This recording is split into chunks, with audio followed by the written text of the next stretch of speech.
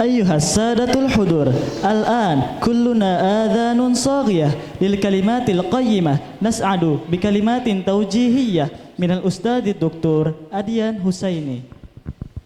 Selanjutnya, nasihat wisudawan yang akan disampaikan oleh Al-Ustadz Dr. Adian Husaini. Kepadanya waktu dan tempat kami persilakan.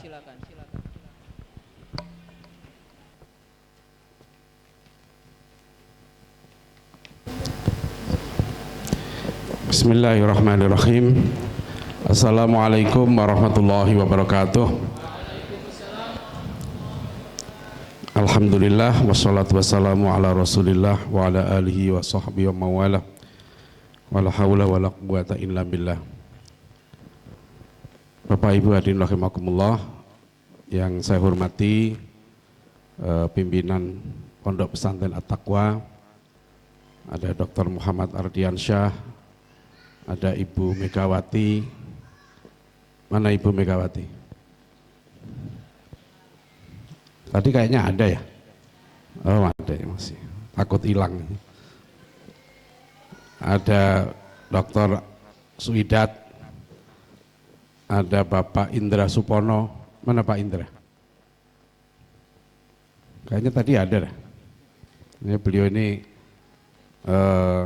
luar biasa perannya terhadap Pondok Pesantren At-Taqwa. Bapak Indra Supono, seorang profesional. Alhamdulillah hadir juga pimpinan dan dosen-dosen At-Taqwa College. Ini ada Dr. Nirwan Syafrin. Yang belum kenal silahkan Dr. Nirwan berdiri. Ya, tapi beliau sudah punya anak, punya istri. Ya.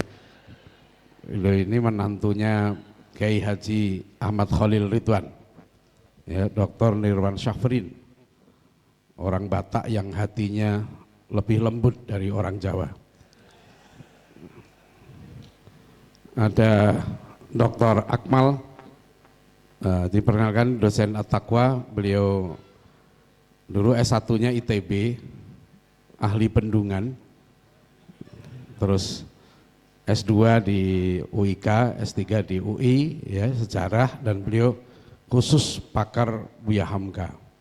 Ya, jadi beliau mengajar tentang pemikiran Buya Hamka. Dokter, tapi juga beliau pendiri dan masih nggak saling koordinator JIL. Maaf, apa? Oh, kok JIL? ITJ, ya, Indonesia Tanpa JIL, ya. Ini Dr. Insinyur Akmal, ya. Terima kasih Dr. Akmal sudah menyediakan waktunya. Dosen lagi siapa yang hadir? Ada Dr. Rahmatul Husni, ya. Beliau ini istri dari Ustadz Ilham tadi, ketua panitia, ya. Pasangan yang harmonis luar biasa. Ya, meskipun masih muda tapi semangat membuat anaknya sangat tinggi, ya. Jadi tidak mudah, ya, suami istri mengajar sambil menggendong anak itu, tapi terus semangat ilmunya sangat tinggi. Ya, ini menjadi keluarga yang patut diteladani di Pesantren At-Taqwa. Ya. Ada yang lain? Siapa lagi? Ini Bapak Abdul Hakim, ya, guru senior, sekretaris Yayasan At-Taqwa. Pak Abdul Hakim silahkan berdiri. Ini Bapak dari wali santri juga dia, dari Akrom. Ya, jadi Bapak dan anak nggak terlalu beda jauh, ya, kelihatannya. Optimisnya tinggi sekali. Ya. Pak Abdul Hakim ini teman kami sejak dulu di mahasiswa. Ya, aktivis dakwah kampus. Saya di Bogor, di IPB, Abdul Hakim ini di Jember. Ya, jadi memang sudah aktif di lembaga dakwah kampus sejak tahun 90-an. Kemudian ini ada tamu undangan, mohon maaf, ini ada Insinyur Fatan Kamil. Mana tadi Pak Fatan? Sudah pamit? Oh iya, beliau tadi sempat hadir, ya, seorang dulu ketua alumni himpunan alumni IPB. Nah, seorang pengusaha yang banyak membantu Pondok Pesantren At-Taqwa. Dan para wali santri yang kami hormati, ya, kami mengucapkan terima kasih yang sebesar-besarnya telah bergabung bersama At-Taqwa, ya. Terus terang mungkin Bapak Ibu sudah bosen dengar saya ngomong yang masuk ke pesantren At-Taqwa ini orang-orang yang tidak normal. Ya, saya bilang kalau masih normal jangan ke sini. Ya, di sini tempat orang-orang yang tidak normal, tapi yang abnormal, ya, yang pakai up normal. Jadi di atasnya normal. Ya, kenapa begitu? Karena memang kita mencoba, ya. Ini pesantren At-Taqwa ini kita dari awal sampai waktu itu ada yang bilang ke saya, Ustadz, apa ada yang mau masuk pesantren seperti itu? Ya, tempat nggak ada, ya, masuk sini pun waktu itu masih jalan masih lumpur, ya kan, masih belantara. Tapi dengan kemauan dan keberanian, ya, para wali santri membersamai kami semua, ya, kita bersama-sama berjuang, Pak, untuk mewujudkan satu model ideal. Ya, kita yakin bahwa pendidikan ini yang kita jalan ini bukan biasa. Ini konsepnya sangat matang, maka kita semua mengucapkan terima kasih kepada guru, ya, guru kami yang kami dulu kuliah di Kuala Lumpur, yaitu Profesor Dr. Syed Muhammad Naqib Alatas. Kemudian intensif, ya, kami dibimbing oleh Profesor Wan Muhammad Nur Wan Daud. Beliau berkali-kali datang ke At-Taqwa, bukan hanya membantu dari segi pemikiran, bimbingan, ya, tapi beliau juga membantu menghubungkan kami dengan para donatur. Ya, jadi pemikiran, ya, apa beliau yang bisa bantu, dan akhirnya alhamdulillah beliau terus, ya, sampai sekarang ini memantau, ya, dan memberikan bimbingan lah kepada kami. Nah, itu jadi para wali santri terima kasih yang telah membersamai sampai sekarang ini. Nah, tadi Ustadz Muhammad Ardiansah juga kepada para wisudawan dan wisudawati, ya, yang telah menjalani proses tadi. Saya biasanya Bapak Ibu sekalian, saya itu jarang nangis, Pak. Jarang saya nangis. Saya ingat nangis pertama itu waktu baca novelnya Hamka, Tenggelamnya Kapal Van de Wijk itu. Ya, nangis karena kalau nggak salah ingat Hayati, ya, nggak jadi kawin sama Zainuddin kalau nggak salah itu. Itu makanya waktu saya nulis novel Kemi saya yang pertama itu, saya diprotes oleh seorang dosen di Semarang karena tokoh di novel Kemi itu nggak kawin. Di jilid pertama itu saya buat siapa tokohnya itu, Rahmat nggak kawin sama siapa, saya sampai lupa, sama Siti nggak salah. Ini banyak yang saya pikir jadi lupa. Jadi itu saya diprotes, seorang dosen itu protes, kenapa kok nggak jadi kawin gitu. Ya, ada yang datang ke rumah saya protes, Ustadz, novel itu yang bagus happy ending, novel antum ini nggak seru, gitu ya. Masa ujungnya nangis? Karena saya ingat saya Tenggelamnya Kapal Van de Wijk itu. Tapi itu dulu katanya. Kalau sekarang ini anak-anak senengnya ujungnya kawin, gitu. Ya udah, akhirnya saya bikin kawin aja. Ya, di jilid ketiga gitu. Jadi itu memang aspirasi dari pembaca. Ya, asalnya nggak jadi kawin, gimana ujung-ujungnya saya bikin kawin. Nah, gitu aja gampang. Akhirnya selesailah novel itu sampai jilid 3. Ya. Jadi Bapak Ibu sekalian, ya, pesantren At-Taqwa ini dibangun dengan kok tadi saya cerita nangis, ya. Iya. Tadi saya dengar para santri gitu, ya, Allah, kita nggak terasa sudah 9 tahun, ya, dengan segala macam perjuangan, dan ya tentu semua ini pertolongan Allah SWT. Sehingga yang terakhir ini yang mendaftar di At-Taqwa itu sudah susah ditampung, ya, susah ditampung. Jadi dari tadi 9 orang, ya, dan seterusnya sekarang sudah hampir 60 orang yang daftar, tempatnya pun belum ada. Ya, jadi kalau sekarang santri masuk nih hari ini, santri baru tuh tempatnya belum siap. Ya, hari-hari ini masih dikebut supaya ada tempat. Ya nggak apa-apa, kita memang dari dulu begitu. Jadi santri sudah ada, tempat nggak ada. Ya, kita semangat sekali karena berangkat dari keyakinan. Ya, jadi ketika itu kira-kira 2014 saya mendapat undangan. Ini mohon maaf ya, saya tadi dipesani panitia agak panjang karena rupanya acaranya terlalu cepat. Sutradaranya ini canggih betul gitu ya. Biasanya acara ini molor, tapi tadi jam 10 udah selesai semua prosesi tadi. Jadi cepat sekali, luar biasa. Nah, Bapak Ibu sekalian, At-Taqwa ini panjang prosesnya. Jadi tahun 2014 saya mendapat undangan untuk riset 3 bulan di Kuala Lumpur, ya di UTM, KESIS ya, di mana Profesor Muhammad Nur sebagai pendiri dan direktur KESIS. Nah, saya 3 bulan, bahkan saya penelitian 3 bulan itu dicarikan biayanya oleh Profesor Wan Muhammad Nur. Jadi saya dibiayai oleh pemerintah Malaysia untuk buat riset 3 bulan dan saya khusus meriset tentang konsep takdib. Jadi alhamdulillah selama 3 bulan itu saya diskusi terus menerus ya, apa ini takdib, mengapa Prof. Alatas tahun 77 di Mekah menyatakan bahwa akar masalah umat ini adalah loss of adab. Ya itu yang saya teliti, saya diskusi dan seterusnya sampai akhirnya alhamdulillah menghasilkan satu makalah dan saya presentasikan waktu itu di UTM, University Teknologi Malaysia, dan kemudian saya tulis satu buku yang berjudul Mewujudkan Indonesia Adil dan Beradab. Nah kebetulan ketika saya memimpin program doktor ada puluhan disertasi doktor mahasiswa S3 UIK yang menulis tentang konsep adab ini, ya, tulis tentang konsep adab. Nah, salah satunya Dr. Muhammad Ardiansyah menulis konsep adab Profesor Syed Naqib Alatas dan aplikasinya di perguruan tinggi. Nah itu, Pak.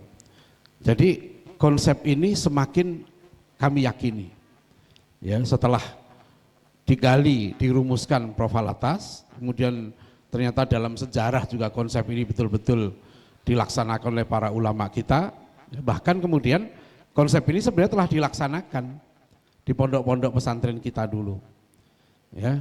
Syekh Al-Bukisi di Sulawesi Selatan, ya, dengan pendidikan ulamanya melahirkan banyak ulama. Ada Ahmad Hasan melahirkan Muhammad Natsir, ya, lahirnya Kiai Haji Aceng Zakaria, ya, lahirnya Buya Hamka dan sebagainya. Itu kita kaji, ternyata memang itu model pendidikannya sudah jelas, ya, konsep takdib itu. Nah, karena kami yakin betul bahwa ini konsep yang sudah dirumuskan dan sudah dijalankan menghasilkan generasi unggul, ya sudah, tinggal masalahnya kemudian tinggal aplikasi. Nah, di dalam aplikasi ini kami alhamdulillah, ya, datang para guru-guru yang luar biasa. Ya, Bapak Ibu sekalian, ini rahasia sebetulnya, Pak. Ya. Oh iya, saya mohon maaf, ada Dr. Yusuf Salmon, ini Ketua Yayasan Rahmaniyah, ya. Kemudian Pak RT, mohon maaf Pak RT, Masya Allah, ini dari awal, ya, tadi Pak Ustaz Ardiansyah cerita, pondok pesantren kita ini didukung oleh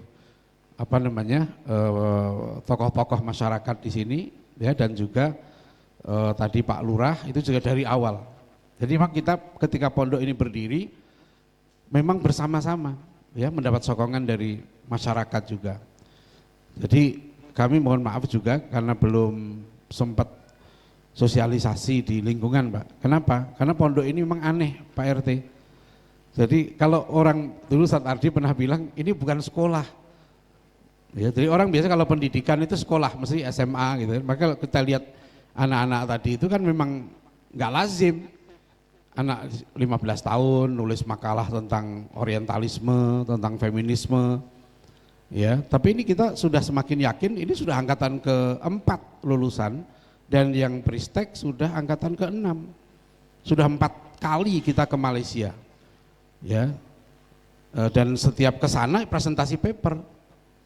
Anak-anak itu di makalah, dan sekarang di sini presentasi papernya makin banyak sampai ke mana, ke Tangerang dan sebagainya, ya, yang tadi telah disebutkan makalahnya itu. Tapi sebenarnya ini tidak aneh, dalam sejarah pendidikan Islam, yaitu sebetulnya yang berjalan dulu itu. Ya. Cuma karena sekarang udah terlalu jauh pendidikan kita, akhirnya justru anak-anak ini dibuat lambat dewasanya. Saya baru beberapa hari yang lalu ya, 3 hari yang lalu nggak sih, itu menerima ya hari Kamis, Profesor Nanang Fatah dari Bandung, UPI Bandung. Beliau diundang oleh Komisi 10 DPR bersama 2 profesor lain ya, Profesor Didik Rahbini dengan Profesor Fasli Jalal. Profesor Nanang Fatah ini menyampaikan, bisa dilihat di YouTube presentasi beliau, tentang pentingnya Indonesia mengubah konsep pendidikannya. Beliau melihat dari segi anggaran, betapa borosnya pendidikan kita ini, kata beliau. Sampai beliau hitung setiap anak SD di Bandung itu berapa biayanya. Malah akhirnya Prof. Nanang Fatah bilang seluruh APBN, anggaran negara itu untuk pendidikan bukan 20%, itu pun masih kurang, kata beliau. Ya, nah untuk mengurangi beban itu Prof. Nanang Fatah mengusulkan agar anak-anak ini jangan lama-lama di sekolah. Beliau mengusulkan memotong 4 tahun, Pak. Jadi beliau mengusulkan SD hanya 4 tahun, SMP 2 tahun, SMA 2 tahun. Dan beliau arekan, mengapa beliau usul begitu? Karena menurut beliau anak 15 tahun harusnya sudah kerja. Dia bilang kita terlalu lama di sekolah anak-anak ini. Ya, jadi harusnya dia matang itu di lapangan, bukan di sekolah. Nah, beliau usulkan kurikulumnya harus dinamis dan seterusnya. Nah, sebenarnya konsep beliau ini sudah pernah disampaikan ke kami. Ya, itulah kenapa dulu ceritanya kita Shaolin itu 2 tahun. Ya, ini sejalan dengan konsep Prof. Nanang Fatah yang menurut kami rasional. Yang kedua juga hadis Rasulullah SAW riwayat Imam Bukhari bahwa Rasulullah melarang sahabat untuk ikut perang sebelum umur 15 tahun. Nah, 15 tahun itu Komariah. Kalau Samsiahnya 14,5 tahun. Maka tadi kan disebut anak-anak ini, pendidikan SMP itu menyiapkan anak menjadi akil balik, menjadi mukallaf. Karena begitu anak usia 14,5 tahun, maka anak itu sudah dewasa dan harus dididik sebagai orang dewasa. Ya, bukan anak-anak lagi. Ya, itu jadi konsep kita ini memang sesuai dengan konsepnya Ki Hajar Dewantoro, konsep para ulama kita. Maka dulu kan pendidikan tertinggi kita itu adalah Kwek School, sekolah guru. Ya, kalau di pesantren KMI, Kuliatul Muallimin. Kalau pendidikan di Muhammadiyah 1918 ya, Ki Haji Ahmad Dahlan mendirikan Kwek School Muhammadiyah, sekolah guru Muhammadiyah. 1914 Syekh Ahmad Surkati mendirikan Muallimin Al-Irsyad. Ya, ini semua mendirikan Muallimin. Nah, Ki Hajar Dewantoro mendirikan namanya Taman Pamong atau Taman Guru. Jadi Bapak Ibu sekalian, dulu pendidikan tertinggi itu adalah pendidikan guru. Dan pendidikan yang paling mulia itu pendidikan guru. Maka Pak Natsir mengatakan, ya, kemajuan suatu bangsa ditentukan oleh sekelompok guru yang ikhlas berbuat untuk bangsanya. Sampai tahun 60-an anak-anak pinter itu mereka masuk sekolah guru. Tujuan pertamanya lulus SMP, paling pinter masuk sekolah guru. Kenapa dulu begitu? Karena guru itu pemimpin, bukan guru seperti sekarang. Ya, di konsep guru itu karyawan, guru itu buruh, ya, tukang ngajar bayaran. Enggak begitu. Ya, jadi kenapa misalnya di At-Taqwa ini kita mengarahkan lulus SMA di sini, ATKO, kami mendorong jadi guru. Ya, kenapa jadi guru? Jadi guru itu pemimpin.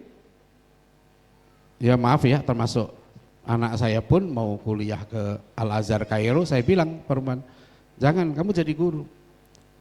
Karena menjadi guru itu menjadi pemimpin. Ya, dan Bapak Ibu sekalian, kita udah masuk era disrupsi, Pak. Mungkin ada makalah saya udah di copy belum ya tadi? Sudah. Bisa dibagikan ya. Udah dibagi? Oh ya, nanti tolong dibaca. Jadi sekarang ini kita menghadapi tantangan baru, Pak. Jadi mohon para wali santri juga ya, nanti yang, tapi saya lihat sudah terlanjur ada beberapa, saya terlambat menyampaikan ya, kalau mau kuliah melanjutkan setelah tamat Pristek atau Atko ya tolong kasih tahu saya, cuma saya lupa menyampaikan itu. Para santri sudah saya ingatkan, kita menghadapi zaman baru yang nggak pernah ditemukan sebelumnya. Ya, zaman disrupsi, zaman AI sekarang ini. Sekarang anak-anak kita misalnya ke depan ini akan bersaing dengan robot, Pak. Dan sudah diambil alih pekerjaan manusia sekarang dengan robot. Robot itu sekarang hafal Quran, Pak. Ya, hafal Quran, hafal hadis, hafal apa lagi? Ya. Menteri dari tahun 45 aja hafal, ya sampai sekarang. Dia hafal semua. Nah, lihat video Jack Ma. Apa yang Jack Ma bilang? Jack Ma itu jeli. Dia bilang sekarang pendidikan kita bukan knowledge lagi tingkatannya, tapi wisdom. Wisdom itu hikmah. Jadi kalau Bapak Ibu sekalian ikuti pemikiran Prof. Alatas dan Pak Natsir, itu kuncinya sama. Mereka berdua sepakat pentingnya hikmah. Wa may yu'tal hikmah faqad utiya khairan katsira. Prof. Alatas mengatakan adab is coming from hikmah. Adab is not coming from universities, even not coming from knowledge. Ya, adab itu. Nah, adab itu adalah kata Pak Natsir ya. Ilmu yang sudah berpadu dengan rasa periksa, dan ilmu itu mendorong kita untuk melakukan perbuatan yang bermanfaat, perbuatan yang baik. Jadi bukan sekedar knowledge, sekedar tahu, tapi dia bijak. Nah sekarang misalnya, bagaimana cara meraih hikmah itu? Nah, hikmah itu akan diberikan oleh Allah kepada orang yang ikhlas, orang yang tekun.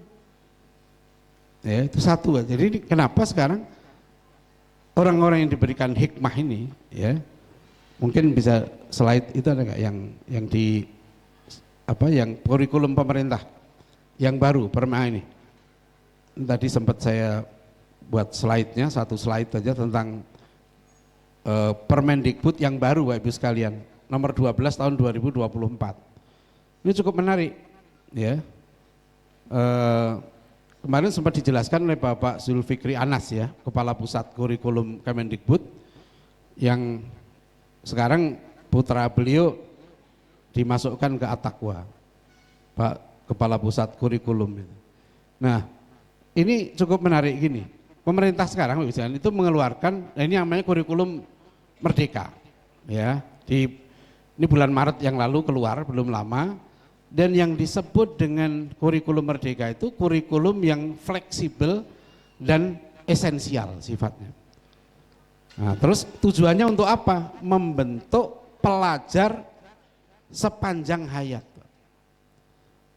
Ini penting sekali, karena dalam konsep pendidikan sekarang, ya, yang penting anak itu bukan dia bisa apa, tapi lebih penting dia siap belajar apa saja.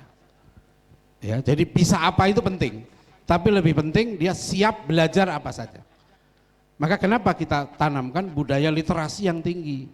Kalau Bapak Ibu sekalian lihat skor PISA kita rendah, kan PISA itu diukur dari 3, dari sains, matematik, dan daya baca. Nah, daya baca kita itu rendah. Nah, itu kita akui memang. Ya, memang masyarakat kita bahkan di sekolah-sekolah kita minat baca WA tinggi, ya, minat baca itu tinggi, tapi membaca yang mengandung pemikiran itu rendah. Nah, itulah kenapa di At-Taqwa ini kita tanamkan budaya literasi yang tinggi. Pokoknya punya anak itu baca, tulis, diskusi, baca, tulis, diskusi. Kalau Bapak Ibu sekalian baca kurikulum yang dilakukan di High School Sekolah Internasional, mulai SD, Pak, anak-anak SD itu sudah dilatih untuk membaca koran dan mulai dilatih berpendapat. Ini bedanya Bapak sekalian ya, pendidikan di Barat dengan di Timur Tengah. Kalau anak kita kirim ke Timur Tengah, dia akan menjalani proses pendidikan yang linear, Pak. Ya, linear itu dia belajar ilmu hadis saja. Tapi dia tidak diberikan alat untuk menganalisis situasi. Ya, ini ada beberapa anak teman yang datang ke saya sama keluarganya. Nah, setelah saya tanya pulang dari Timur Tengah, Saya betul udah sarankan, kamu kalau pulang jangan lanjut S2.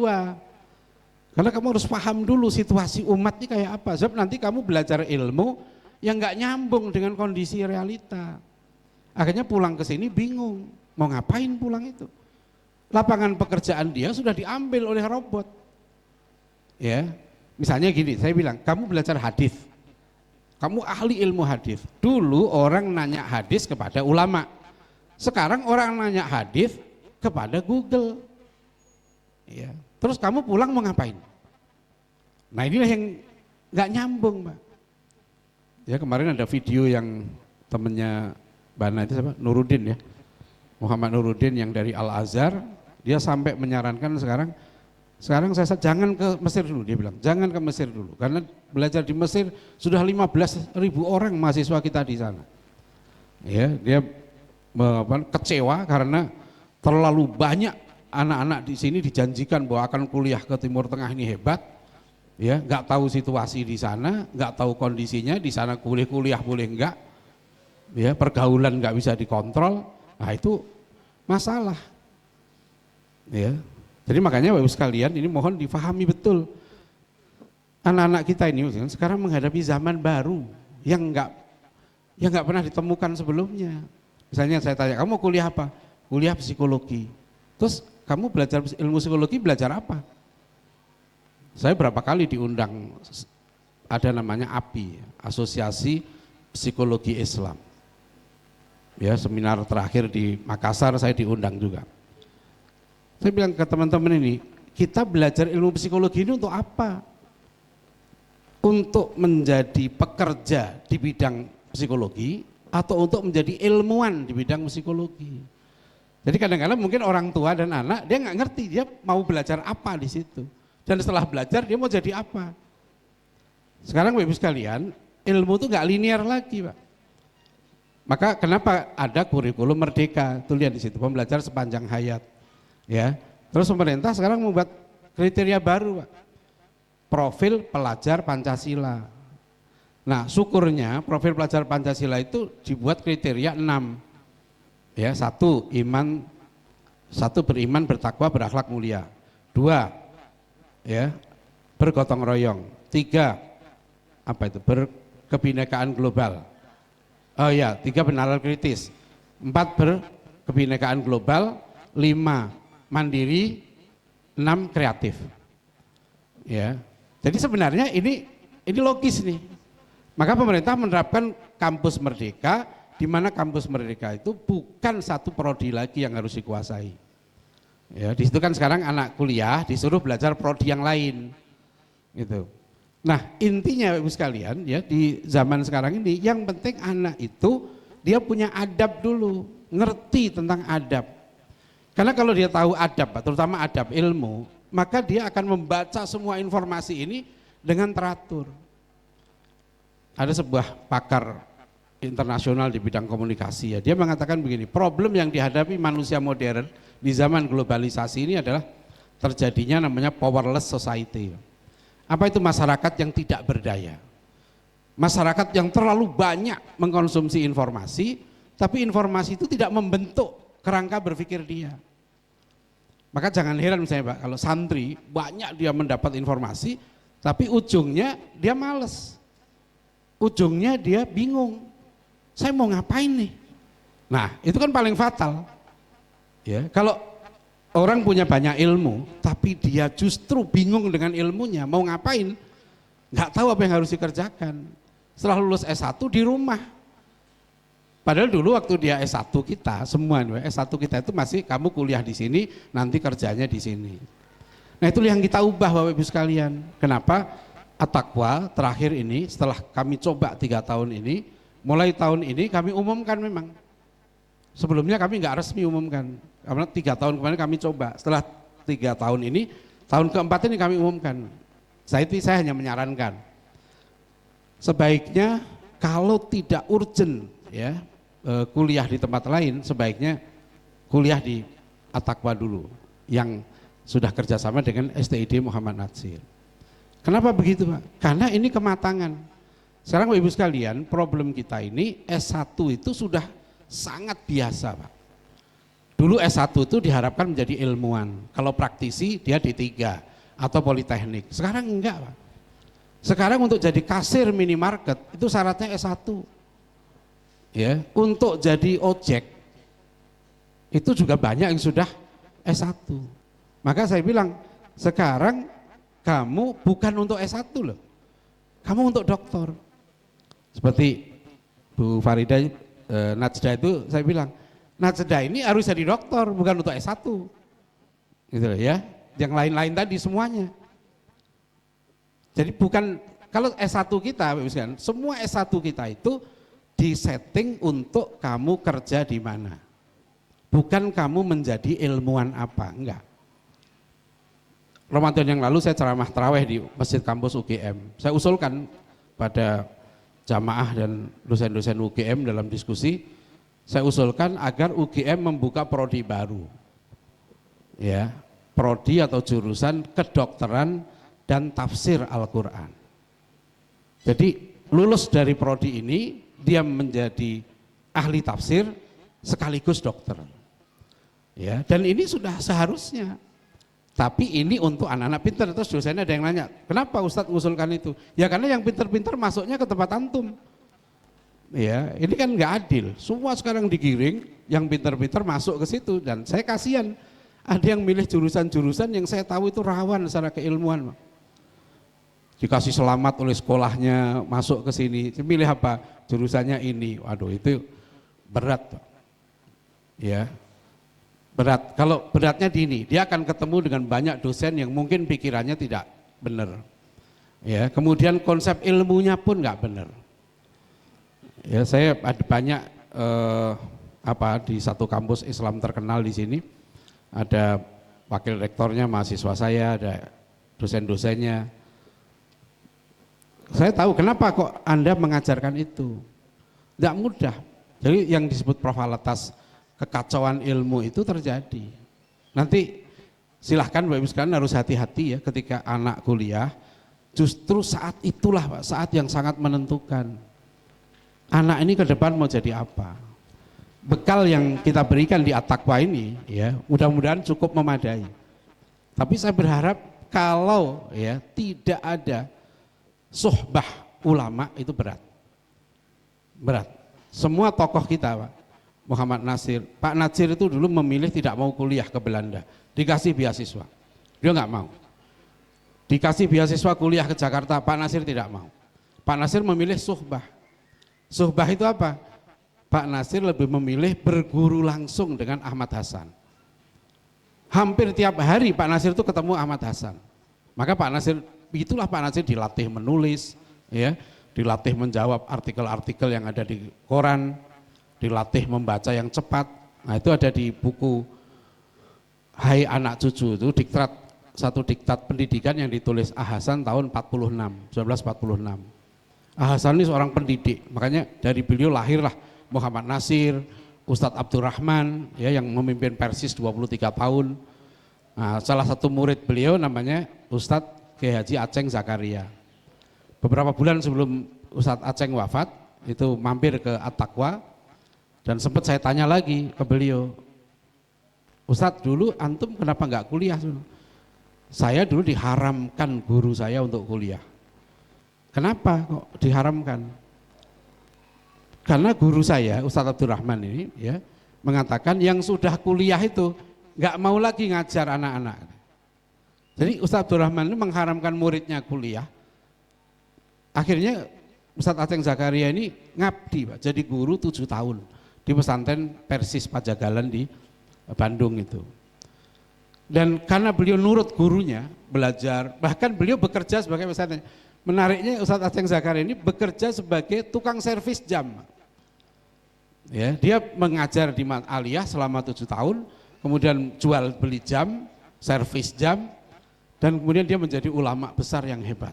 Ya, waktu wafat tuh beliau menulis, ya sudah meninggalkan buku 103 judul buku, 33 judul ditulis dalam bahasa Arab.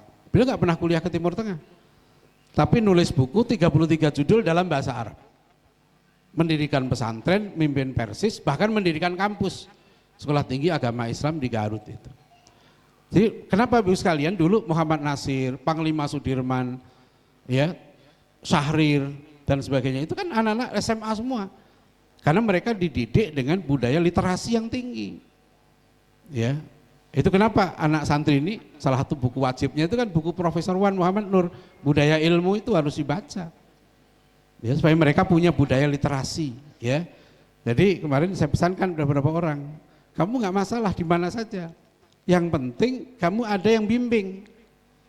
Ya, kalau nggak ada yang bimbing rawan. Nanti dia kuliahnya macam-macam, ya. Malah saya sarankan karena kamu nanti jadi ilmuwan itu S2, S3. Ya. Jadi S1 ini yang penting kamu punya basic. Apalagi Bapak sekalian ya di Indonesia ini sebetulnya termasuk di Amerika, Pak. Kan Menteri Pendidikan bilang di Indonesia itu 80% sarjana itu bekerja di luar bidangnya. 80%. Saya lulusan IPB tahu lah. Hampir enggak ada lulusan IPB itu yang jadi petani. Ya, saya sering diledek lulusan IPB itu semua bisa kecuali pertanian. Saya kuliah saya kedokteran hewan, melihara 4 kambing di pondok mati semua. Tapi kata teman saya, kamu dulu bolos sih katanya. Jadi sudah itu umum Pak, ya 80% tuh. Terus S1 kerjanya apa? Apalagi di masa sekarang Pak, sama. Lulusan Madinah, lulusan ITS, lulusan Amerika, lulusan UI, ya, lulusan apa? Itu pekerjaannya sama, jualan online. Ya. Memang zamannya sudah begini kan. Nah sekarang nanti kalau apa yang nggak bisa digantikan oleh robot, nah, itu yang saya bilang tadi itu. Jadi guru, saya bilang ke santri, jadi guru. Jadi kenapa saya dorong anak saya, jadi guru, kenapa jadi guru? Pekerjaan guru itu nggak bisa digantikan robot. Ya, bukan sebagai mengajar ya, sebagai pendidik. Guru sebagai pendidik nggak bisa digantikan robot. Karena itu hati, ya. Sekarang bikin lagu robot sudah bisa, ya. Melukis robot sudah bisa. Apa yang sekarang ini nggak bisa? Makanya nggak cukup sih, Pak. Ini kampus-kampus kita terus terang ini ketinggalan. Apalagi Prof. Alatas sudah di makalah itu saya tulis. Udah lama Prof. Alatas mengingatkan. Ya. Kan dulu sekalian ya kayak saya dulu kuliah di IPB. Tapi mungkin 60-70% waktu saya ngaji. Ya di pondok, saya kuliah bahasa Arab di Libya. Lebih banyak saya belajar langsung dengan para tokoh, para ulama gitu ya. Sehingga kuliah itu kita tempatkan pada tempatnya. Saya tidak merasa salah. Saya belajar serangga 1 semester, belajar cacing 1 semester, belajar bakteri 1 semester, belajar virus 1 semester, ya, belajar anatomi tulang itu 2 semester, ya. Itu saya tidak merasa ilmu saya itu sia-sia, ya, karena saya memahami itu sebagai ayat-ayat Allah, menguatkan keimanan kita, ya, kepada Allah SWT. Nah, jadi sekarang at-taqwa ini, ya, mulai di persimpangan ini sekarang, karena perkembangan teknologi juga begitu cepat, ya, yang menyebabkan kita sudah harus berubah. Ya, silahkan Bapak Ibu sekalian rasakan, ya, alami bagaimana anak-anak kita, gitu, yang dia tidak mendapatkan hikmah, berat, ya, dia nggak tahu apa yang harus dilakukan. Yang paling penting itu anak itu tahu. Tadi Bu Najda bilang kalau yang penting dia bisa mengambil keputusan. Oh, itu hebat tuh, Pak. Ya, anak itu di usia, dia bukan usia anak-anak lagi tuh, 15 tahun itu sudah dewasa. 15 tahun itu Bung Karno misalkan, dititipkan oleh ayahnya Raden Sukemi kepada Cokro Aminoto. Ayahnya Bung Karno itu bilang begini, kamu itu sekolah di sekolah-sekolah Belanda, sekolah barat. Kamu saya titipkan kepada seorang teman saya yang dia itu oleh Belanda dikatakan Raja Jawa tanpa mahkota. Jadi ayahnya Bung Karno itu tahu yang kuliah di ITB itu banyak. Bung Karno hebat bukan karena kuliah di ITB, karena dititipkan, mulazamahkan dengan guru yang hebat. Namanya Cokro Aminoto. Ya kan, Bung Karno itu belajar pidato Cokro Aminoto, belajar menulis Cokro Aminoto. Waktu Muktamar Muhammadiyah di Jakarta tahun 62, Bung Karno pidato. Bung Karno bilang begini di pidatonya itu. Umur 15 tahun saya itu mendengar ceramah Kiai Ahmad Dahlan di Surabaya. Sejak itu katanya, kata Bung Karno ini, saya ngintil Kiai Dahlan. Jadi nanti kenapa Ibu sekalian, Kiai Dahlan itu melahirkan tokoh-tokoh hebat, murid-murid beliau. Karena memang gurunya itu Kiai Dahlan. Ya, nggak bisa enggak itu. Buya Hamka coba lihat, ya, bagaimana beliau menjadi seorang ulama hebat. Beliau dididik langsung ayahnya, ya, saat akmal ya, HK, Haji Abdul Karim Amrullah. Ya, kemudian beliau dididik umur 16 tahun. Buya Hamka itu ke Jawa, belajar dengan Ki Bagus Hadikusumo, belajar kepada Cokro Aminoto, belajar intensif kepada Buya A.R. Sultan Mansur di Pekalongan yang merupakan kakak iparnya sendiri. Ya, nggak sampai setahun Buya Hamka kembali ke Minang. Beliau sudah berubah, yang asalnya belajar agama nggak terlalu semangat, mendakwahkan nggak terlalu semangat, setelah belajar di Jawa, beliau menjadi sangat semangat. Tapi kemudian beliau umur 19 tahun, Buya Hamka ke Mekah. Dan umur 19 tahun itu Buya Hamka sudah mendirikan organisasi pembinaan haji.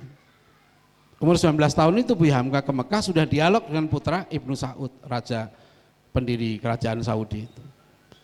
Haji Agus Salim tahu potensinya Buya Hamka, ya. Maka baru 7 bulan Buya Hamka di Mekah disuruh pulang. Kata Haji Agus Salim, kamu menjadi ulama itu ke Indonesia, banyak pekerjaan yang harus kamu kerjakan. Bahkan kata Buya Hamka, ini tulisan Buya Hamka, Haji Agus Salim itu bilang, kalau kamu 20 tahun di Mekah, nanti pulang jadi tukang baca doa. Kucing, ini tulisan Buya Hamka lagi itu, kucing kata Haji Agus Salim, 20 tahun di Mekah, pulang tetap ngeong. Ya, maka Buya Hamka disuruh pulang, Pak, sama Haji Agus Salim, dan Buya Hamka nurut. Nah itu hebatnya, nurut nasihat Haji Agus Salim, pulang ke Indonesia, terus pergi ke Makassar, ya kan, di film itu. Nah, cuma di Makassar itu Ustadz Yusuf, ya, Dr. Yusuf Salmon nih, ini beliau pembina di Rahmaniyah. Buya Hamka di film itu ditawari apa, seorang gadis cantik minta dia kawini Ustadz Yusuf. Nah, tapi di situ Buya Hamka nggak mau. Itu kalau antum ditawari hati-hati ya. Itu di film ya itu ya. Saya menganalisis film itu, mana Ali Farel mana? Ada ibunya, ada ibu. Ya, itu Bu ya, jadi saya analisis kenapa Buya Hamka kok menolak waktu disuruh apa, diminta menikahi itu. Itu analisis saya karena istrinya Buya Hamka itu siapa itu? Enggak, artisnya itu siapa? Iya, Cynthia Bella. Itu lama dulu saya kenal, tapi dia nggak kenal saya. Jadi kalau istrinya Buya Hamka itu Cynthia Bella, nah Buya Hamka makanya menolak, kan masa dikawini yang bukan Cynthia Bella. Itu analisis saya. Bisa salah, bisa benar. Ya, sekali Buya Hamka itu di situ. Ini guyonan ya. Jadi kenapa kemudian muncul seorang Hamka? Bapak Ibu sekalian, saya keliling Pak ke pondok-pondok pesantren yang tahfidz Quran.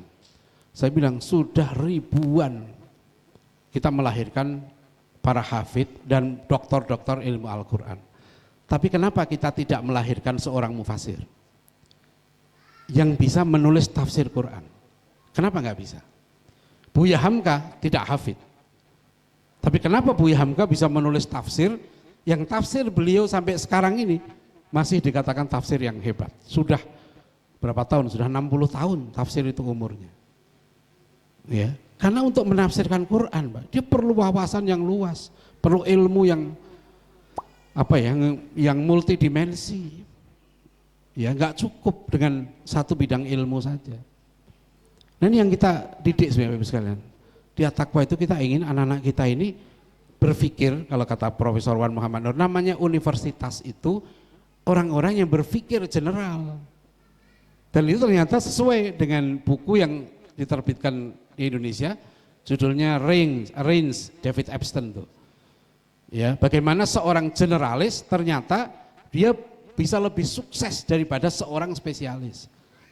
Cuma analisis di situ itu analisis tentang olahragawan. Jadi David Epstein ini seorang wartawan olahraga, kemudian dia menulis kasus-kasus ilmuwan-ilmuwan atau profesi-profesi yang sukses itu tidak dimulai dari spesialis, dimulai dari seorang generalis, kecuali yang ketat, misalnya anak mau kita didik jadi pecatur. Nah itu memang dari kecil, udah pecatur aja, maka dia di berpikir lain. Jadi petenis gitu ya, jadi bulu tangkis, memang didik di situ. Tapi kalau dia seorang dokter, seorang lawyer, seorang politisi, nggak bisa berangkat dari spesialis. Kenapa ibu sekalian orang belajar ilmu politik, tapi kan nggak jadi politisi? Kenapa orang belajar jurnalistik, tapi nggak jadi wartawan? Kenapa banyak orang belajar ekonomi, tapi nggak bisa jualan? Ya, kemarin ada santri yang saya tanya, kamu mau kuliah apa? Kuliah peternakan. Nah, nggak usah kuliah kalau itu. Ya. Kalau kamu mau yang jadi peternak, itu ada tuh di Atakwa namanya Megawati itu. Ya. Kuliahnya akademi pimpinan perusahaan. Hobinya nanam. Ya. Beli semua kerjaan tiap hari itu cuma ngeliatin YouTube, Facebook, beli tanaman terus. Saya nggak tahu duitnya dari mana tuh. Dia nggak pernah tuh belajar tanaman, nggak pernah, tapi pokoknya ditekuni tanaman itu bisa. Ya, cuma sekedar saran sih ya pada Ibu Megawati ini, kalau beli tanaman sekali-sekali ke IPB lah. Ya, saya lihat nggak pernah beli tanaman dari Kediri, dari Binjai, dari mana, nggak pernah beli dari IPB, itu menghina betul tuh. Ya, dianggap IPB itu nggak punya produk tanaman yang bagus. Ya Bapak sekalian begitu Pak. Ini zaman udah berubah ya Bapak sekalian. Nah, jadi kita berikan pondasi itu di situ. Kenapa sih kok Atakwa itu literasi? Kenapa ini ya? Memang ini fardu ain masalahnya. Kan kita sederhana Pak. Kalau nanti kita di akhirat Bapak sekalian ditanya oleh Allah, kamu udah didik anak dengan betul atau belum? Ya kan? Nah jawaban kita apa? Ya. Saya sering sampaikan, kenapa saya dorong anak-anak jadi guru. Jadi guru bukan jadi tukang ajar bayaran Pak, jadi pemimpin. Mengamalkan ilmu itu pahalanya besar. Buya Hamka itu guru, kerjaannya ngajar, Pak Nasir guru, Panglima Sudirman guru. Karena kalau orang mengajarkan ilmunya itu berkah. Ilmu yang diajarkan tuh makin bertambah. Ilmu yang didapat nggak diajarkan, ya ilmunya hilang. Itu. Jadi kenapa, mohon maaf ya Bapak Ibu sekalian, wali santri ya, kami selalu menyampaikan ke anak itu, tolong setelah lulus At-Taqwa, ajarkan ilmu. Udah ada kamu ngajar satu orang, ngajar ngaji di masjid, di majelis taklim, pokoknya jangan sampai nggak ngajar. Rugi kalau nggak ngajar itu. Jadi kalau kamu keluar dari sini ya, kemudian kamu keluar nggak ngajar, kamu belajar ilmu lain, kamu ganti ilmu yang sudah ada. Ya, dan nanti orang tua rugi. Rugi, saya sebagai orang tua rugi lah. Mendidik, membiayai segala macam. Terus kalau kita mati, apa saya bangga kalau sudah mati? Alhamdulillah, ya Allah anak saya jadi wapres. Ya. Kan belum tentu. Ya. Kalau kita sudah mati, Pak, yang kita harapkan apa? Anak-anak ini mengalirkan pahala ke kita. Ya, ilmunya bermanfaat, diamalkan dan diajarkan. Itu yang kita harapkan. Insya Allah nggak perlu takut rezeki. Saya tadi malam menyampaikan ke anak-anak santri.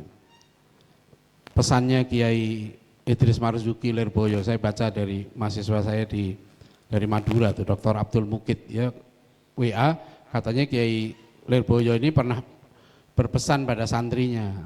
Ini bahasa Jawa, yang ngerti bahasa Jawa. Sing penting kue iku iso ngulang ngaji. Ya, nek kue iso ngulang ngaji, ora mungkin kue kaliren. Nek kue iso ngulang ngaji sampai ora iso mangan, ketok kupingku. Tahu artinya? Kira-kira begini, ini bahasa Suryani ini.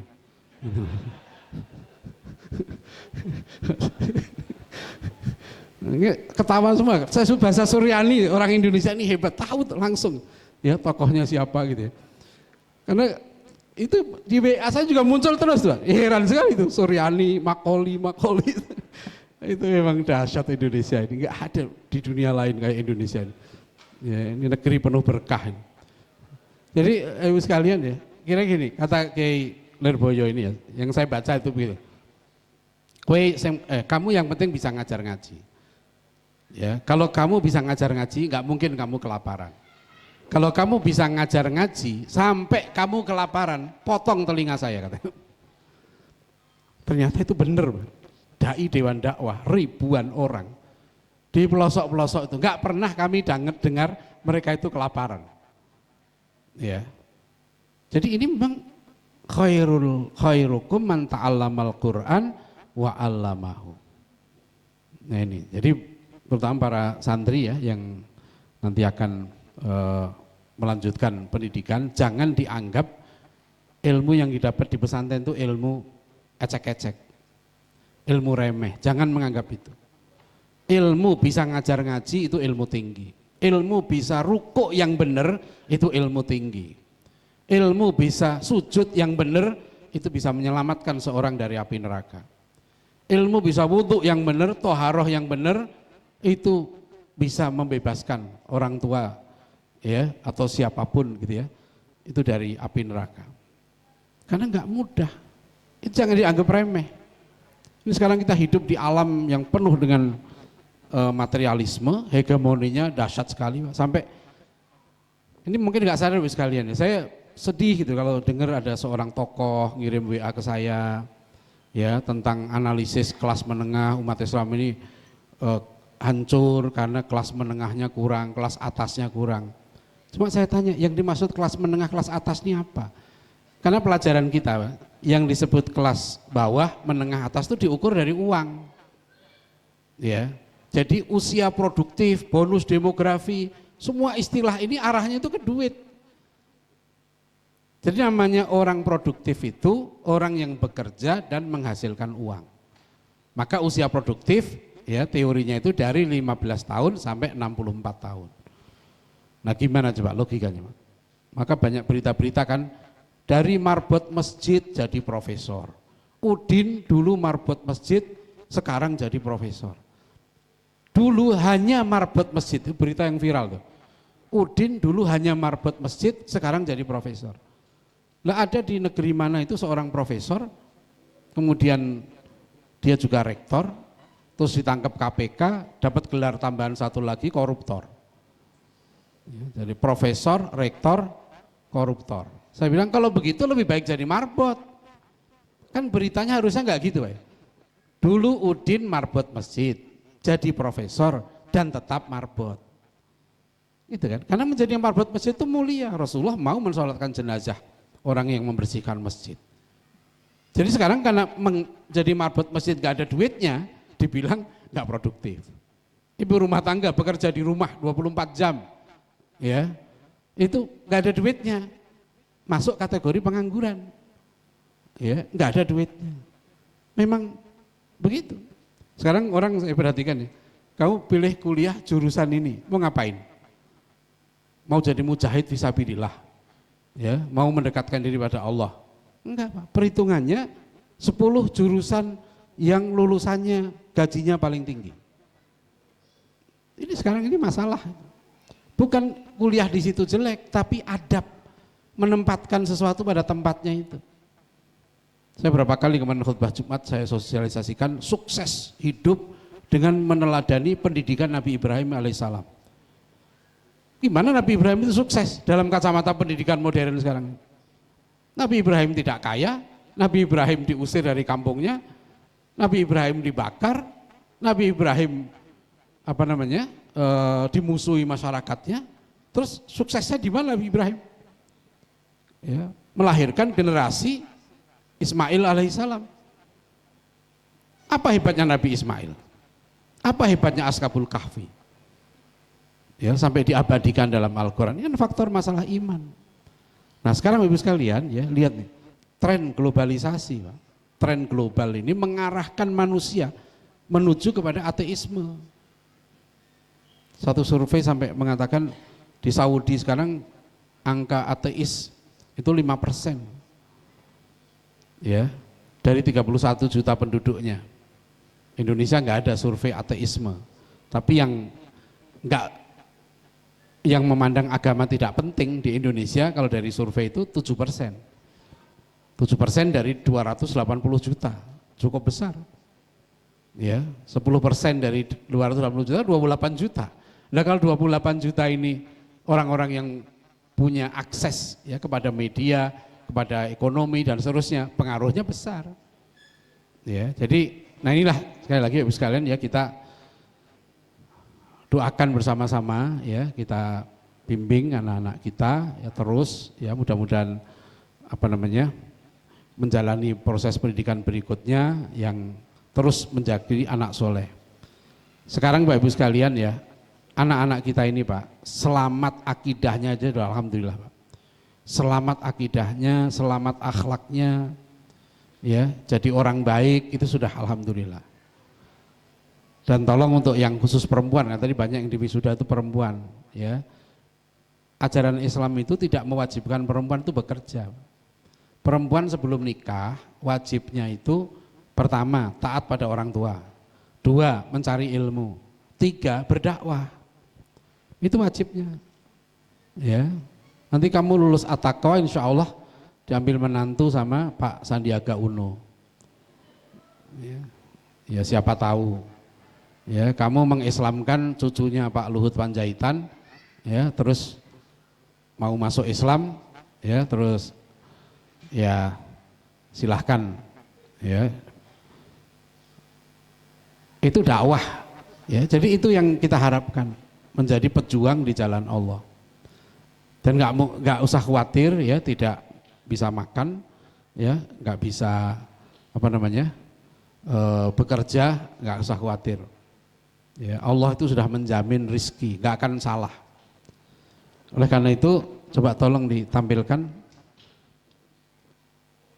yang tadi karya-karya, ya ini contoh sekalian ya, alumni-alumni At-Taqwa yang kita usahakan ya karya-karya tulisnya ini, karena saya pun baru tahu beberapa, saya nggak ngikuti tulisan mereka. Begitu beberapa saya lihat tulisannya, yang terakhir ini tulisan Nabil tuh sampai insya Allah segera kita luncurkan 2 buku langsung tuh, dari Nabil itu, dari skripsinya dan dengan ini, karena hasil riset dia itu sudah sangat bagus untuk anak usia 19 tahun.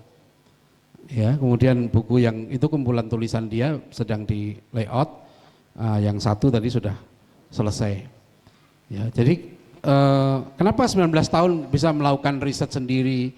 Ya, berpikir yang sistematis, ya bisa menggali sumber-sumber yang otoritatif di bidangnya. Memang dibiasakan. Maka kan sejak Shaolin di sini tadi belum disebut 2 tahun di sini ujian akhirnya itu micro teaching. Ya, 2 tahun dia harus belajar mengajar. Ya, karena mengajar itu berpikir, ya. Jadi kenapa saya dulu milih jadi guru? Karena jadi guru itu berpikir. Ya, jadi terus karena yang dihadapi itu objek yang hidup. Manusia, apalagi kalau dia cita-citanya itu melakukan perubahan. Nah kami Ibu sekalian, saya itu waktu konsultasi dengan Profesor Muhammad Nur, waktu kita mau mendirikan Pristek, Profesor Wan tuh kami konsultasi, kami bawa brosur ke Kuala Lumpur, beliau setuju. Kenapa? Nah, salah satu alasannya gini, di Chicago dulu waktu saya kuliah di sana, yang ngajar lab school-nya Chicago itu ada yang pemenang Nobel Pak. SMA itu diajar oleh orang-orang hebat, salah satunya pemenang hadiah Nobel. Jadi kenapa kita Pak di sini, saya anak SMA tadi di ATKO ya, nanti itu yang ngajar Dr. Nirwan Safrin, ada Dr. Syamsuddin Arif, belum hadir belum? Ya, dan lain-lain. Itu ada yang bilang apa anak-anak nyambung. Ternyata setelah kita berapa angkatan ini, ya mereka ada yang nyambung. Yang penting tahu aja bahwa ini pemikiran nggak bener, ya kan? Ini nggak bener. Dan ini alhamdulillah kita akan kembangkan. Ya model ini udah ada beberapa pesantren yang minta lulusan At-Taqwa. Sekarang ini ada beberapa pesantren udah minta ke kami, Ustaz tolong lulusan At-Taqwa kirim ke pesantren kami. Ya saya bilang nggak ada, cuma berapa orang yang tahun depan insya Allah lebih banyak lagi. Nanti mudah-mudahan bisa lebih bisa berbagi, ya. Nah itu jadi tolong ya pada para santri yang di wisuda itu jangan berhenti ya mencari ilmu. 3 hal yang saya sampaikan tadi malam tuh ya, 1 terus mencari ilmu, niat ikhlas ya berjuang di jalan Allah, niatnya benar, adabnya benar. Yang kedua suhbatul alim ya, harus selalu bersama orang-orang soleh, orang-orang alim. Jangan salah pergaulan ya. Jadi belajar tadi Pak, yang penting itu siapa yang bimbing dia. Ya, Pak Nasir itu di situ. Ya, kita selalu kan kalau nggak ada yang bimbing, rawan sekali. Ya, apalagi dia nanti berpikir sendiri, mecahkan masalah sendiri, itu rawan. Nah, yang ketiga doa. Nah, jadi itu ada beberapa buku yang kita berharap Pak, nanti ini menjadi model. Nah, anak-anak ini yang lulus tadi, ATKO itu sudah punya dasar. Jangan sampai nanti Anda kuliah, kamu kuliah gitu ya, nggak lagi menekuni bidang pemikiran ini, itu sayang banget, ya sayang sekali. Ya tapi itu pilihan. Ya tugas kita kan hanya menyampaikan, ya mendoakan, ya mudah-mudahan bisa dicontoh. Jadi seperti ini yang tadi ya, Pristek ya. Nah, ini alhamdulillah desainnya lebih bagus nih, kumpulan makalah.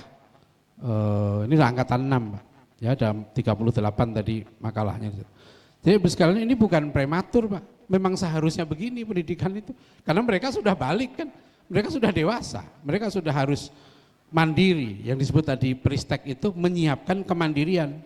Kemandirian apa? Kemandirian berpikir. Dia sudah harus tahu mana salah, mana benar. Dia sudah harus tahu mana penting, mana tidak penting. Dia harus tahu ya mana tauhid, mana syirik. Dia harus tahu ya mana iman, mana kufur, mana halal, mana haram. Itu karena dia sudah akil balik 15 tahun tadi, ya. Kemudian di At-Taqwa College 2 tahun tadi, ya, itu menyiapkan keunggulannya. Nah, setelah ini, nah itu tadi saya bilang makanya harus berlanjut nih. Dia harus tetap di kepala anak-anak kita ini di Warwa Wisudawan ini harus terus berpikirnya itu, bagaimana berpikir umat, berpikir ilmu, berpikir dakwah, ya, berpikir perjuangan. Jadi jangan berpikir, bukan salah Pak, tapi ini terlalu sederhana. Ya, yaitu yang penting saya kuliah, nanti lulus bisa cari makan. Nah, ini bisa, tidak salah, tapi sayang. Sebab Anda bisa lebih dari itu. Anda harus berpikir bagaimana memimpin, bagaimana bermanfaat. Bapak Ibu sekalian, teori taksonomi belum Pak. Itu dari to memorize, to understand, to apa? To analyze, ya. Terus tertinggi itu to create. Dia menciptakan, orang itu ya, dia menciptakan robot, menciptakan teori, itu dianggap pendidikan tertinggi. Itu belum. Rasulullah SAW teorinya lebih dari itu. Ya to memorize, to apply, to analyze, to create, tapi yang paling tinggi adalah to contribute. Pendidikan terbaik itu adalah anfa'uhum linnas. Khairun nas anfa'uhum linnas. Siapapun kamu gitu ya, pinter apapun, tinggi apapun jabatannya, kalau tidak bermanfaat bagi sesama, enggak keren. Ya, subhan ya tadi itu. Yang tadi subhan betul ya? Yang apa skripsinya keren tadi kata Ustadz Ardi itu. Jadi yang keren itu yang bermanfaat, udah gitu aja gampang. Ya, yang memang enggak semuanya pinter Pak. Allah itu sudah menciptakan tiap orang beda-beda. Cuma Bapak Ibu sekalian tolong yang anaknya kategori pinter ya, tolong jangan dididik menjadi tukang. Maksudnya menjadi pekerjaan yang mengulang-ulang. Kalau dia pinter, saya bilang roadmap-nya, peta jalannya bukan peta jalan pekerjaan.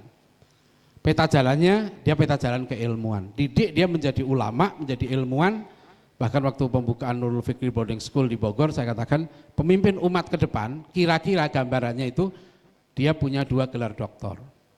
1 doktor di bidang ulumuddin, 1 doktor di bidang sains. 2 itu. Tidak harus formal, tapi dia punya kemampuan ya memahami realitas dan memahami konsepnya, ulumuddinnya itu.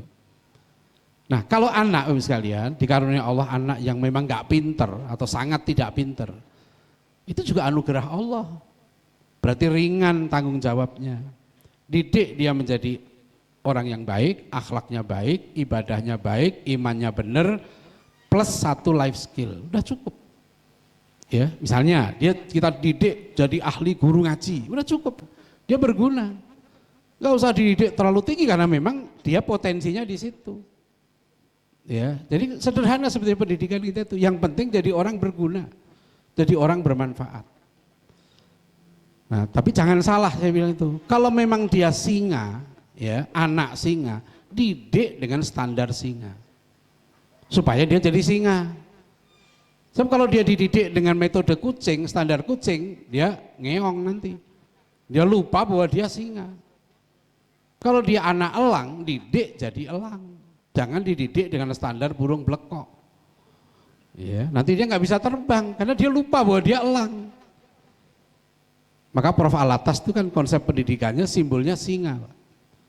Kami dulu dengan Dr. Nirwanti, ya, dididik di sana itu supaya jadi singa. Prof. Alatas diprotes, kenapa kok kampus sebesar ini, mahal ini, mahasiswanya cuma sedikit. Saya dengan Dr. Nirwanto, 3 semester kita belajar bahasa Latin dengan Profesor Paul Leteng dari Belanda. Terakhir semester 3 tinggal saya berdua dengan Dr. Nirwan ujian. Ya, cuma 2 orang. Saya ngambil mata kuliah Islam and the West dengan Profesor Mudathir cuma sendirian. Dan sendirian itu, makanya kenapa tadi Ustadz Ardi 5 orang, 9 orang, ya kita didik. Wiro Sableng itu dididik oleh gurunya sendirian. Ya, Sinto Gendeng itu kan serius didik Wiro Sableng karena dia sendirian. Ya, jadi apa itu?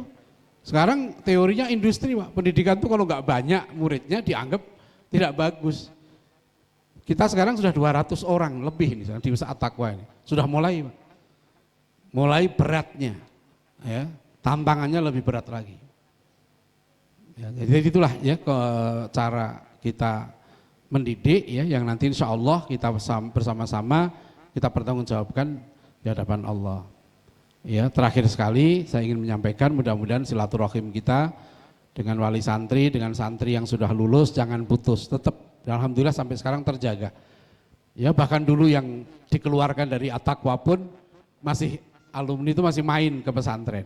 Ya, kita tetap istilah Ustadz Ardi itu mereka meskipun sudah nggak belajar di At-Taqwa tetap santri kita. Ya, karena biasa Pak, anak itu ya kadang salah, kadang berbuat tidak baik, itu bukan akhir. Selalu kita bilang bukan akhir perjalanan. Yang penting mau bertobat, mau memperbaiki diri. Tidak ada anak yang tidak salah. Ya, banyak orang yang terbukti ya melakukan kesalahan, tapi yang penting bertobat. Itu saya baru saja diundang oleh istri kiai saya di pesantren. Bahkan istri kiai dulu saya mondok tahun 84. Ya, di pesantren Ar-Rasyid Bojonegoro itu 3 tahun, 81 sampai 84. Berarti jadi sekarang sudah berapa tahun tuh? 20, hampir 50 tahun. Ya.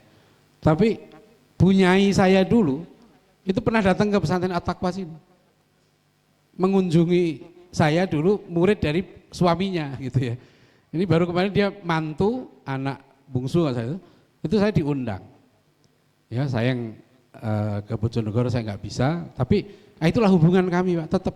Jadi sudah hampir 50 tahun nggak ada guru, apa namanya istilah sekarang itu, guru tidak tetap itu nggak ada. Masa ada guru tidak tetap? Berarti kan kadang guru, kadang tidak guru. Ya. Guru tetap guru, ya. Sekali guru tetap dia guru. Siapapun yang memberikan ilmu itu guru. Ya, jadi kami, guru kami Profesor Muhammad Nur, kami banyak belajar sama beliau, banyak mendapat manfaat ilmu beliau.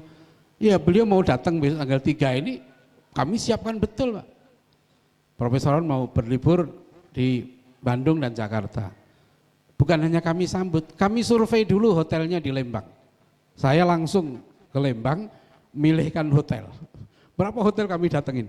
Mana ini yang cocok? Ini segala macam, ya. Sampai restoran pun sudah kita survei.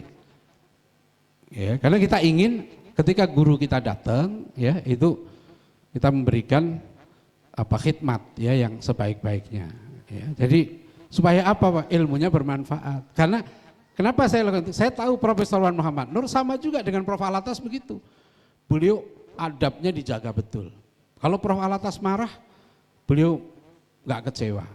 Ya, Dr. Nirwan tahu persis bagaimana kalau Prof. Alatas itu marah. Ya, jadi kalau sudah marah, kata Prof. Wan, saya dimarahi berkali-kali karena Prof. Alatas itu singa, nggak mudah berdekatan dengan singa. Tapi Prof. Alatas kata beliau fair, begitu dia udah marah, besok dia minta maaf. Katanya, minta maaf. Saya minta maaf kemarin marahi Anda, tapi maksud saya baik. Jadi itu beliau ceritakan ke kami, Pak. Adab kepada guru itu dijaga betul. Nah itu juga para santri ya, kita semua para orang tua ya, mudah-mudahan Allah memberikan kekuatan pada kita untuk melanjutkan ya perjuangan kita bersama-sama. Jadi tetap meskipun Bapak Ibu sekalian anaknya nanti tidak lagi belajar di At-Taqwa, tetap kita keluarga sama-sama ya. Bapak Ibu sekalian telah melakukan sesuatu yang sangat hebat ya. Ya berani memasukkan anaknya ke At-Taqwa, itu hebat. Tidak, yang saya bilang tadi itu tidak lazim. Ya, dan insya Allah yang tidak lazim inilah harusnya yang sebenarnya. Kami yakin di situ, Pak. Ya, kami yakin ya ke depan ini ya nanti model pendidikan nasional itu mengikuti At-Taqwa. Seperti yang dimaui oleh Profesor Nanang Fatah itu. Jadi paling enggak SD nanti ya 5 tahun, SMP 2 tahun, SMA 2 tahun. Jadi anak kita 15 tahun itu sudah masuk kuliah. Seharusnya begitu ya. Ini perjuangan kita. Dan kita buktikan kan gitu. Kalau kita ngomong aja kan nggak bisa, Pak. Tapi sekarang dengan kita sudah menghasilkan banyak alumni kita dan anak-anak ini 15 tahun memang sudah dewasa, sudah matang, kita bisa berani menyatakan ya.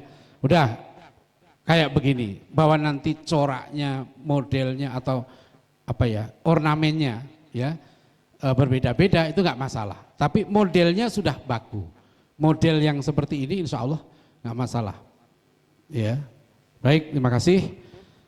Sekali lagi atas nama seluruh keluarga besar ya Pesantren At-Taqwa Depok, kami mengucapkan terima kasih ya kepada para guru dan para wali santri, juga kepada para santri semua yang sudah sabar menuntut ilmu ya di pondok pesantren yang masih sangat sederhana. Ya. Jadi saya tawarkan kemarin ke para santri karena saya baru ngisi satu pesantren internasional yang satu kamarnya itu bagus, isinya hanya 6 santri, 6 tempat tidur, kamar mandi di dalam pakai AC, kamar mandinya air panas, air dingin. Tapi uang masuknya 120 juta. Ya, bulanannya 7 juta. Ya, jadi kalau saya bilang ke santri, kalau kamu mau saya buatkan kamar yang 1 orang 1 AC. Ya. Tapi uang masuknya 200 juta, ya bulanannya 10 juta, ya jadi kan insya Allah, ya. Tapi itu santri kita ini Bapak Ibu sekalian sudah terlalu mewah menurut saya dibandingkan zaman saya dulu, karena saya dulu sebagai santri itu nggak tidur nggak pakai kasur, nggak pakai alas, bahkan tidur di ubin nggak pakai bantal, ya makan ya nasi liwet ngeliwet sendiri paling dengan sayur waloh 25.000 untuk bertiga. Saya dulu mondok begitu, kudisen, eksim, ya macam-macam lah penyakit. Ya, tapi ibu saya bilang ke saya, pokoknya kamu semakin menderita, semakin sukses. Nah, itu rumus ibu saya itu aneh. Sebab dulu paman kamu waktu di pondok makannya daun, makanya jadi kiai. Nah, itu. Jadi para santri ya, itu. Tapi saya lihat sudah ada yang nyontoh saya. Di At-Taqwa saya lihat anak-anak ya tidur sekarang sudah bisa di mana saja, kadang-kadang di jalan juga bisa tidur. Ya. Saya bilang santri At-Taqwa silahkan ya, tidur itu ngantuk itu nikmat ya, itu rahmat dari Allah, karena ada artis yang untuk ngantuk saja itu bayar. Ya, jadi kalau santri kita meskipun latihan silat tiap hari, pernah kita masukkan kostrat juga supaya disiplin, tapi tetap ya memang ngantuk itu ciri khas yang susah ditinggalkan. Yang penting adalah syukuri apa yang ada. Ya, hidup adalah, wah keren nih, tahu saya lagunya itu. Ya. Lagu Mairama paling nggak tahu. Baik Bapak Ibu sekalian, terima kasih. Kalau saya ngomong juga saya berhenti sekarang. Assalamualaikum warahmatullahi wabarakatuh.